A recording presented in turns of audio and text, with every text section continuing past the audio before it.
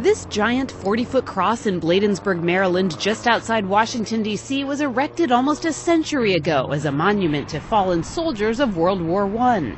Today, the so-called Peace Cross is at the center of a different battle in the U.S. Supreme Court over the First Amendment's separation of church and state.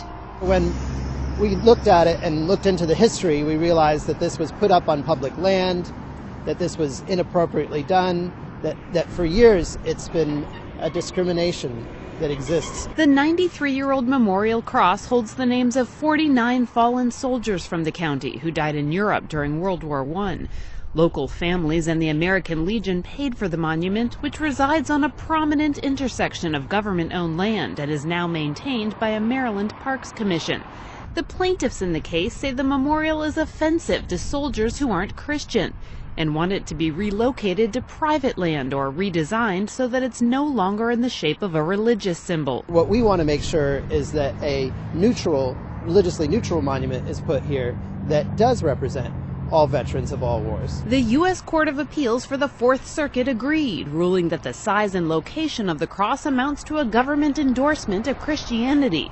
But defenders of the monument insist it's been used throughout its history as a secular site for hundreds of remembrance events honoring veterans. And they say the memorial's shape was chosen not for religious reasons, but to resemble the cross-shaped grave markers for fallen American soldiers in cemeteries overseas. It's a peace cross that has nothing to do with religion. Mary Ann LeQuay's uncle is memorialized on the cross. It represents these men, 49 men.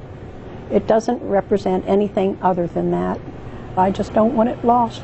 Supporters of the Peace Cross worry if this memorial is deemed unconstitutional, there will be a ripple effect across the country, potentially impacting hundreds of other monuments, from the Ground Zero Cross in New York's 9/11 Memorial to the Canadian Cross of Sacrifice in Arlington National Cemetery.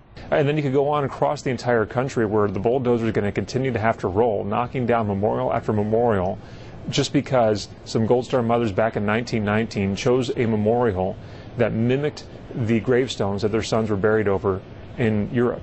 The Supreme Court will hear oral arguments on the monument's fate this Wednesday. Kelly Daschle, Associated Press.